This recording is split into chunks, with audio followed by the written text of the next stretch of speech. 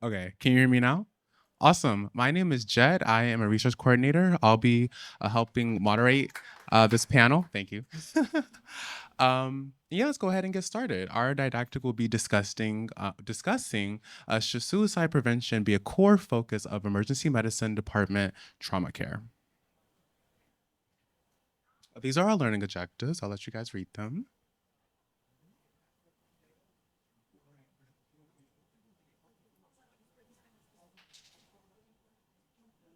Okay.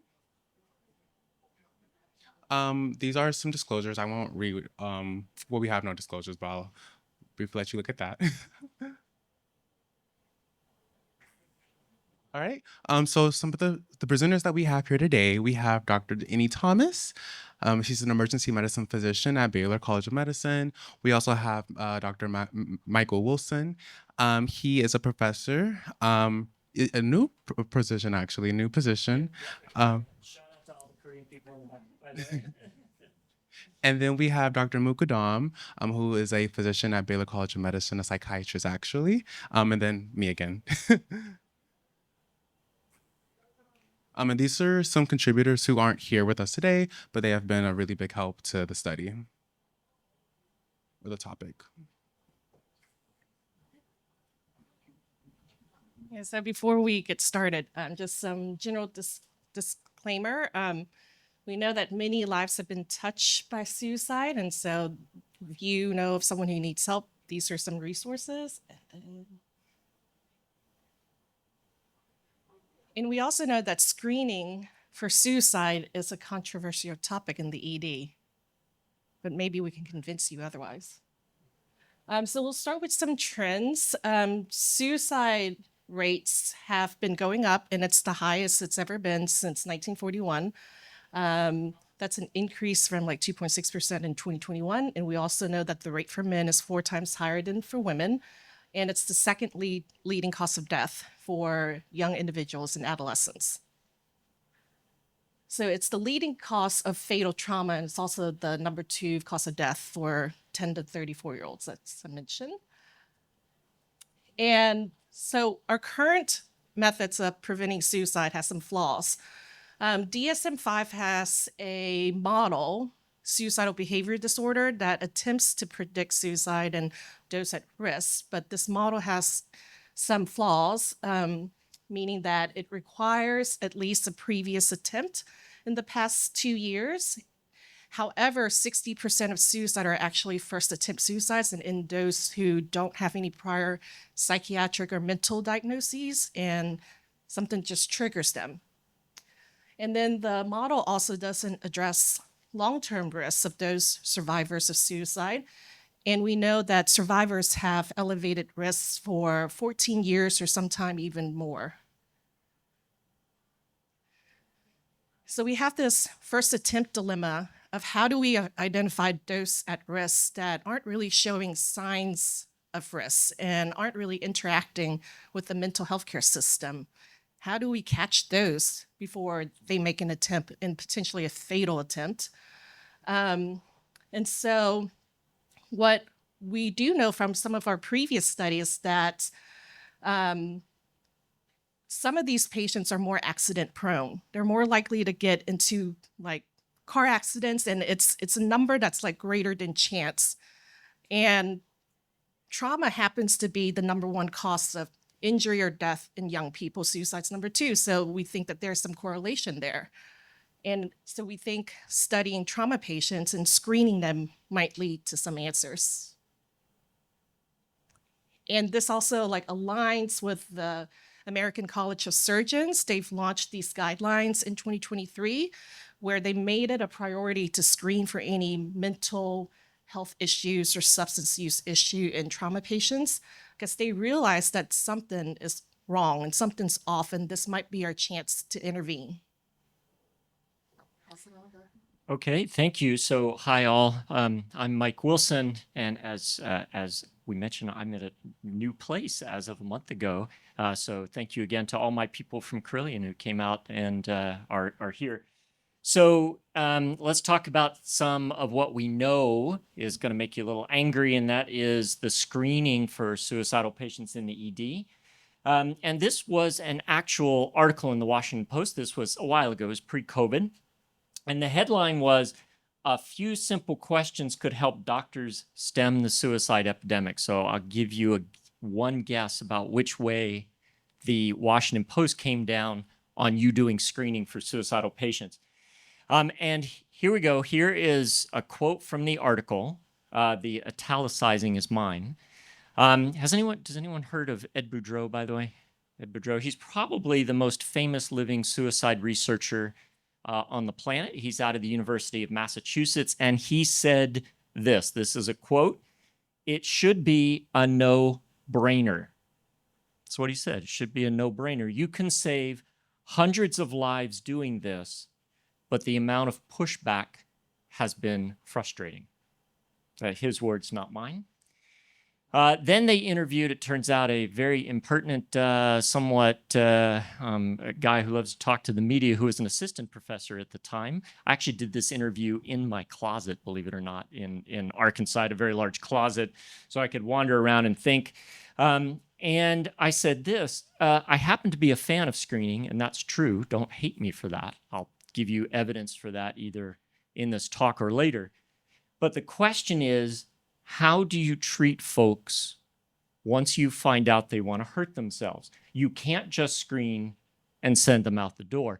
And what happens is when we do screening without thought about what happens next, you get put into a bad situation. That is true. And so I said, and I still can't believe I came up with this quote in walking around in my closet, but I said, focusing on screening is a little bit like worrying about the lawn catching on fire when your house is burning down. And I'll stick with that quote even today. All right. Now, the answer of why you should do it is well documented in the literature. This is by Goldman Mayor. Is anyone familiar with this particular article? No? All right, 30-second Journal Club minus the beer and pizza. This article looked at all patients in the state of California over, I believe, a 2-year span. And they looked at the association of suicide and mortality with emergency department presentation.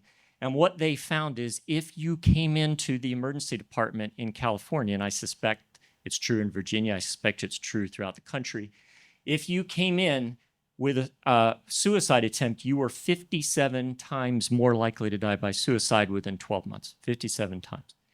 If you came in for just thoughts of self-harm or suicidal ideation, you were 31 times more likely to die by suicide within 12 months after your ED visit.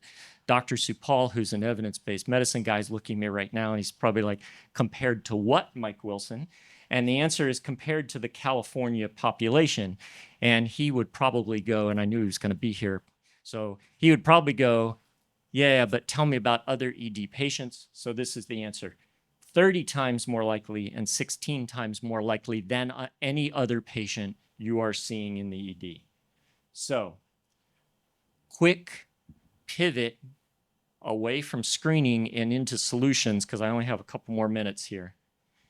And that is, there are solutions. It's not a screen and send them out the door.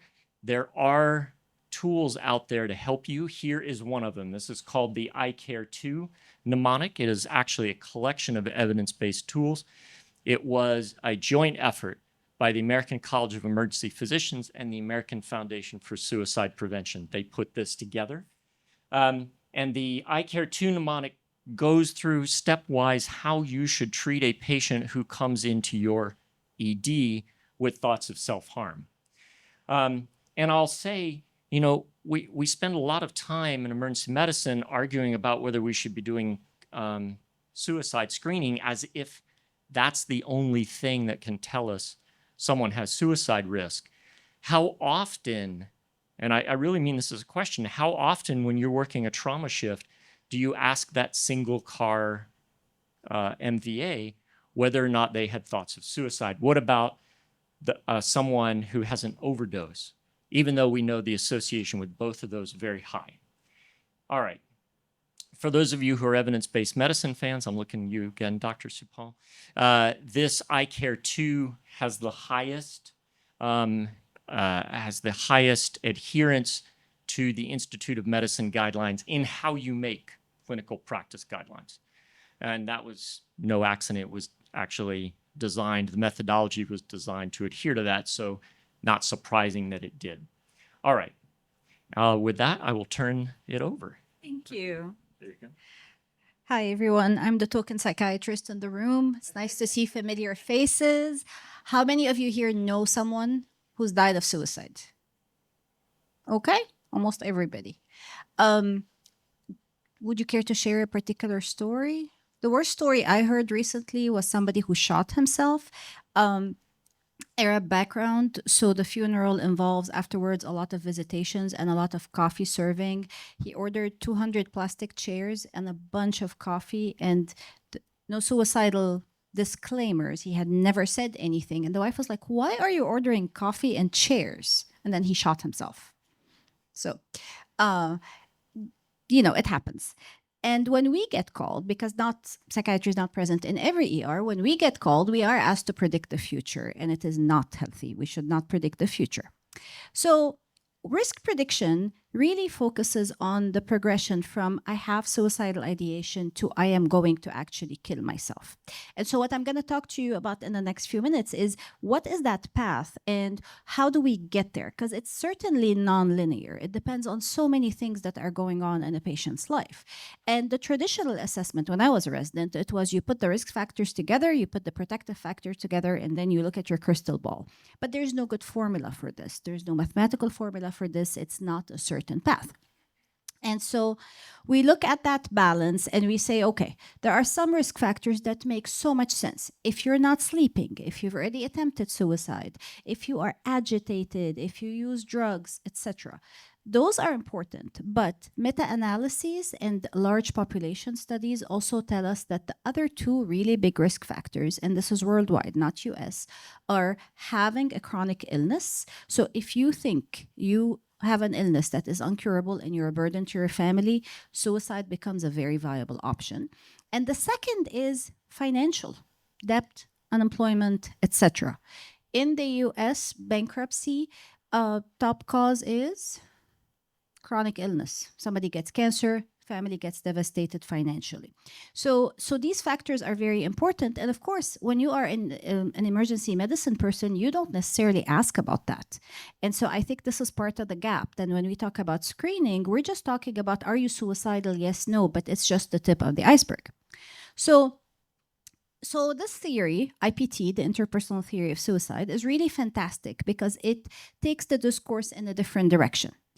This theory says, this is by Joyner and Joyner from 2005, and it basically says, to become suicidal, to become first just thinking about it, you have to feel either that you're a burden or you don't belong. And the words are a mouthful, but this is what Joyner picked: thwarted belongingness and perceived burdensomeness. And then after you think, I don't want to be here, then what? Then you start thinking, how could I kill myself? And we humans do not like pain and we do not like to kill ourselves. So there ensues a period of experimentation. And that experimentation is people basically practicing and trying to get closer to death doesn't scare me. And so this goes against some of the stuff that you see in statistics, like, oh, people die of first attempt. Yes, but again, it's the tip of the iceberg. So this third element that I'm practicing, this is the capability for suicide.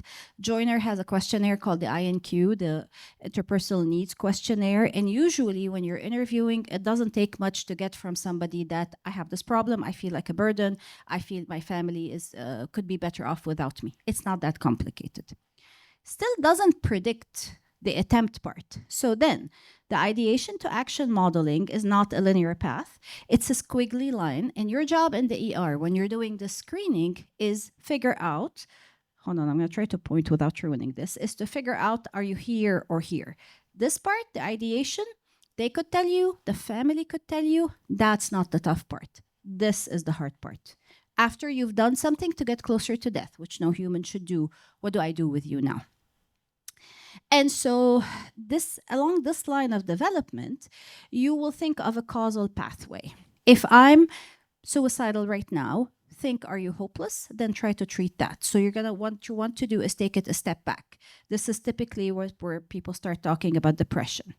Or if you have the desire plus the capability, you could be lethal or near lethal. This is when you talk about, are your guns stored?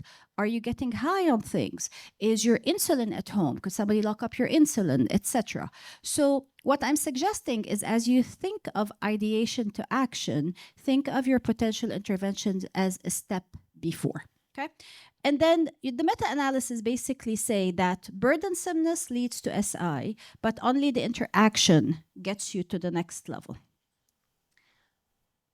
At this point, somebody will always raise their hand and say, what about substance use? Substance use facilitates the capability for suicide. Here are some concepts that are really relevant.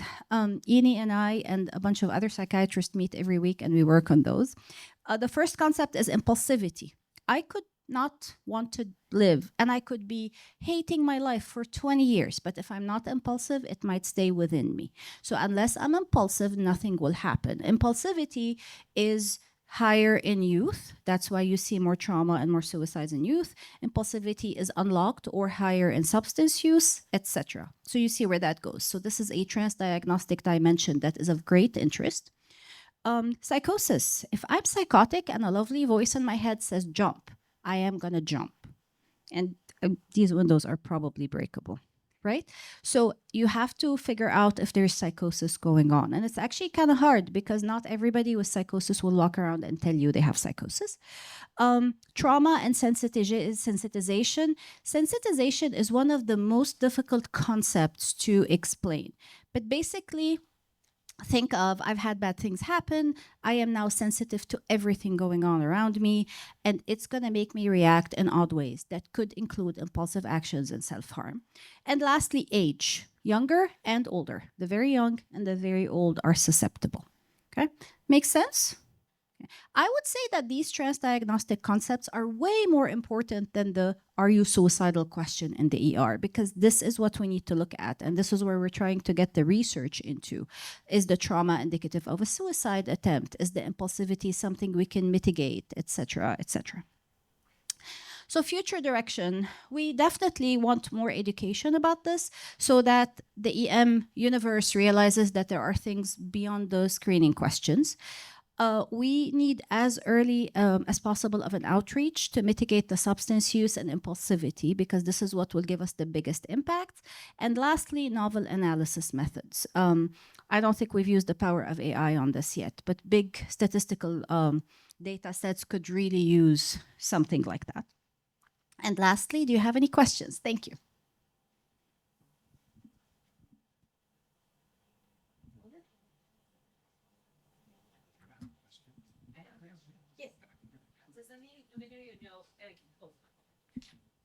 If a program that wasn't doing screenings for suicide previously is now doing screenings, like how much more either like cost or like, resources or anything must be incorporated into the program to make sure that they're able to, actually do, something proactive for those patients who do screen positive? Wow, what a great question, because this is coming up a lot at the institution where I work now. And I'll say this, it's going to depend on how you do the screening. So there are more efficient methods of screening and there are less efficient methods of screening. And so you really want to be very thoughtful about how you do the screening. And when I say thoughtful, I mean talk to the experts, and those aren't necessarily going to be the folks who do Joint Commission regulations, right? They might be helpful, but they might not, right?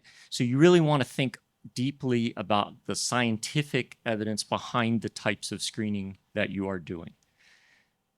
That's the first thing I would say. The second thing I would say, probably the biggest change is not on the front end. We ask all kinds of questions in a checklist and triage, right?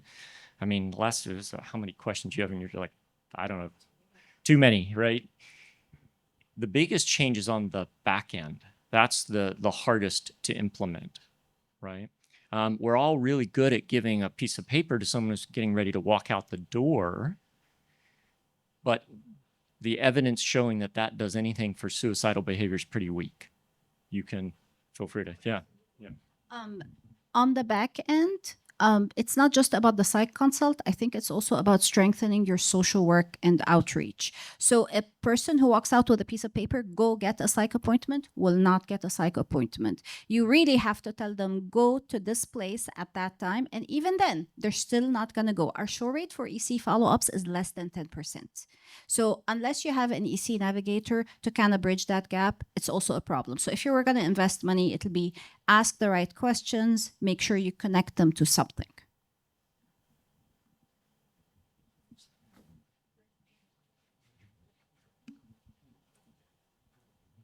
Well, thanks, guys. That was fantastic. My question is focused on health systems, and depending how you read the literature and or at what stage of progression your health system is in, you may or may not have navigators. You may or may not have a specific screening instrument and other resources. How do we get there? So with the understanding that this body literature will mature and change over time, and that's perfectly fine. As you mentioned, there are kind of the next levels of intervention and prevention that we need to have around those areas that you defined.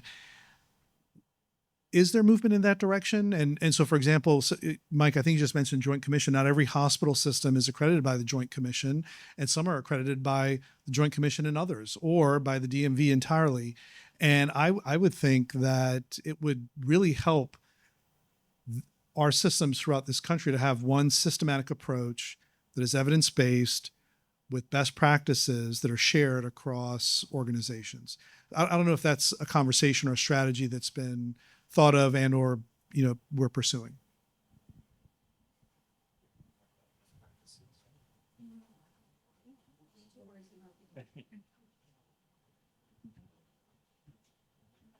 I think I don't know if there's like a set best practice right now. It's also varied and like resource dependent, like you said. I don't know if these two have. Yeah, I'll dive in because Dr. Supal is very kindly inviting us to be a teensy bit controversial here. So I'll take the bait. And I'll say everything you just said is absolutely 100% correct. It was a great question. Not all organizations follow Joint Commission requirements. And they have quite a few evidence-based practices, as you know, around screening, and that has to be an evidence-based process. This really gets to the heart of the screening versus what happens later debate. And this is what I think you were nicely trying to get us to be a little controversial about. So here you go. Let me step out of the suicide arena and talk about syphilis screening or HIV screening, which is, as you know, implemented in many EDs, and say, how do you know if someone has a disease that you can treat if you don't screen for it, right? At the same time, simply asking, and if you're buying that logic so far, I'll just say simply asking about suicide at triage has never, to my knowledge, been shown in any convincing evidence-based manner to reduce deaths from suicide. That's not even in the ED SAFE study, which your old shop UAMS participated in. It's never been shown. But on the other hand, if you don't do it, how do you know, right? How do you know that there's some actionable risk? So I think what the real culture change is on the back end, right? Meaning, what happens when either you screen or somebody comes through triage and says, I had thoughts of harming myself today? What happens on the back end? How, as Nidal mentioned, how do you then connect to that person? What types of interventions are we doing? What kinds of interventions are the hospitals doing in the moment? We act like, oh, the only thing we can do is really call psychiatry, but that's not true. What? She said, that's nonsense. We have a crystal ball. Of course, you should always call us. But truthfully, there are now in the literature at least 3 evidence-based things that every ED could be doing in the moment to reduce the risk of suicide attempt after that person leaves. And that to me is a much more interesting systems question than the screening, because the screening, you just kind of got to do it to find out if there's something to do. Did we kind of get close to answering your thoughtful question?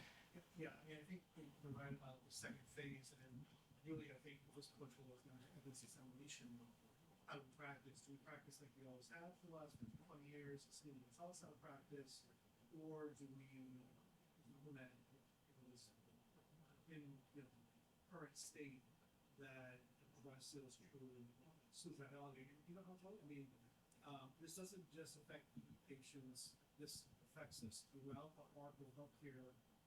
We have patients that go up to the floors and see the sun,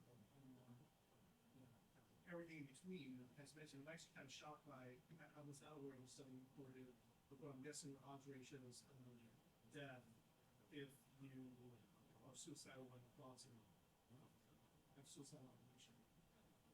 I just think that in general, these types of behavioral emergencies aren't really considered emergencies by our governing bodies, even our health system leaders, and let's be honest, even emergency physicians. I'm one of them. Because as you mentioned, I think kind of pejoratively that whole false sight, and I think that's how the majority of psychiatric patients are managed. It's a false psychiatry as the solution to the issue. Involved forever with that. But I mean, I think it's a hard choice. It's going to take a long time. I think a lot of applicants. It's a very, very well put. Yeah. Okay. So let me just piggyback on that, then I'll give you the mic. So on the back end, there are a couple of things you could do that are cheap. Not evidence-based yet, but we think they work a lot.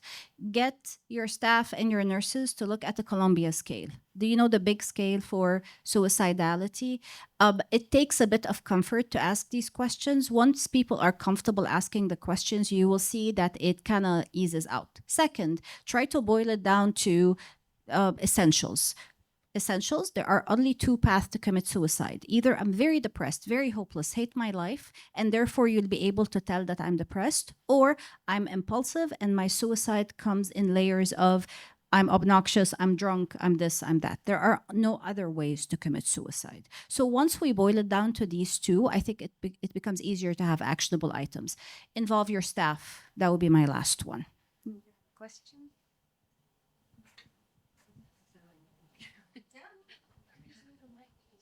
I'm a little bit perplexed. So the Joint Commission not only calls for screening, which with an evidence-based tool, which would be the Columbia would be one of them. I'm a PTSD person, so many children's hospitals actually have universal suicide screening and use the ASK questionnaire, but also calls for a brief risk assessment. So screening is just the first step. And then I think the biggest dilemma in emergency departments is what are my resources and who's going to do the brief risk assessment? And, a lot of places don't have psychiatry.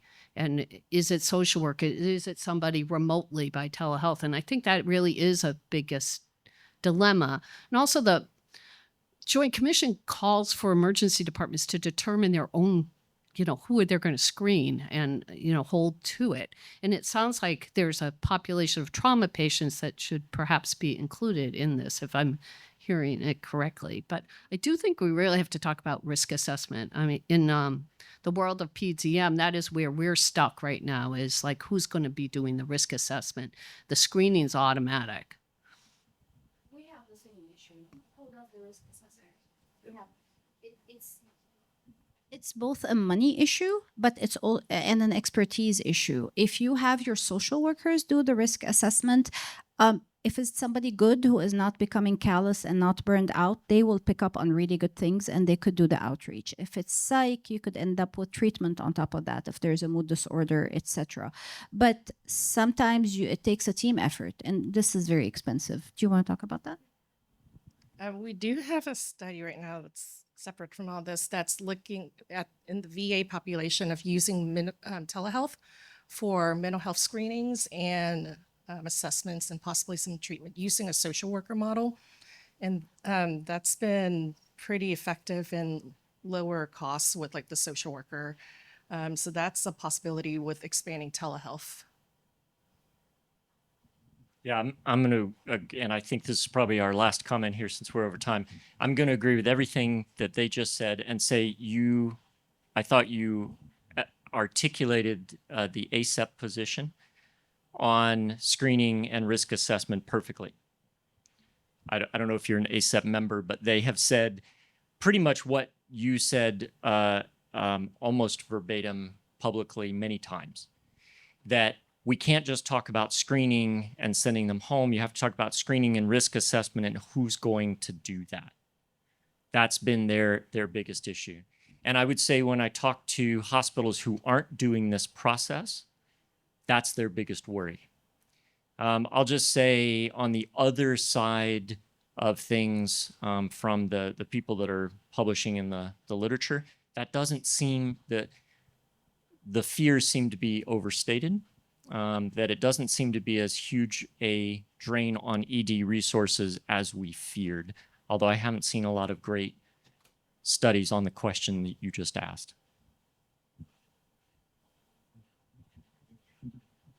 Well, thank you.